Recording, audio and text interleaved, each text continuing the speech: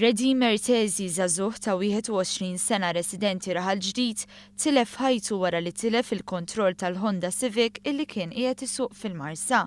Inċident li seħħ il-ħadd tal-ħabt ta' 8 ta' filgħodu fi triq Aldo Moro. Ħarsa lejn ir-ritratti tiegħu fuq is-sit soċjali Facebook huma xhieda ta' kemm kien dilettant tal-karozzi u kemm kien ġuvni li dejjem imdawwar bil-ħbieb. Infatti ħbib tiegħu li ġew fuq il-post tal-inċident viżibilment imbikma għallulna li Redeemer kien fi triqtu lejn l-imġar biex iqatta l-jum magħhom.